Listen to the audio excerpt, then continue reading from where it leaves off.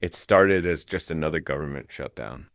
The news anchors joked about unpaid workers and closed parks, but no one really understood what was happening behind the scenes. In a small town outside of DC, the shutdown meant more than frozen paychecks. It meant silence. The local government facility, Project Haven, was supposed to be just another administrative office. But when the funding stopped, something inside that building didn't. Security footage from the last night before the doors locked showed four employees. One of them, a systems analyst named Marissa King, staying late to finish urgent containment protocols. No one knows what they were containing. The next morning, the building was empty. No guards, no staff, not even Marissa. The only sign of life was a series of handprints, dozens of them, pressed on the inside of the glass lobby doors. Every print smeared downward, like people were trying to claw their way out. When investigators entered a week later, they found the servers still running on backup power. The files inside were corrupted, except for one folder labeled Phase Reboot. It contained an audio file less than 10 seconds long.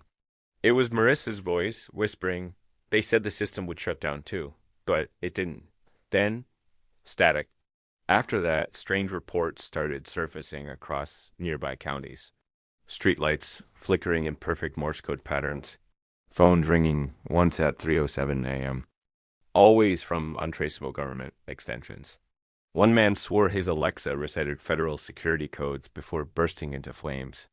People tried to connect the dots, but every online post about Project Haven disappeared within hours. Even archived copies were deleted, scrubbed clean by some invisible hand. Months later, a journalist named Thomas Reed went digging for the truth. He managed to track down one of the janitors who worked in that building. The man wouldn't talk at first, until Thomas mentioned the word shutdown. The janitor went pale and said, "They told us never to touch the lower floors when the lights were red." "What was down there?" Thomas asked. The man whispered, "Not what, who?" Thomas uploaded his notes online, along with photos of strange humanoid shadows burned into concrete walls, like people who had been vaporized mid-scream. 2 days later, his account vanished. His apartment was found empty.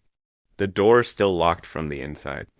Now, every time the government shuts down, people claim to hear faint noises coming from old federal buildings, server hums, power flickers, and sometimes a voice whispering through static. We never shut down. So, the next time politicians argue about another government shutdown, remember, maybe it's not the government that stops. Maybe it's something else waking up. If you love dark true stories and terrifying mysteries like this, subscribe, because the next one might be closer to reality than you think.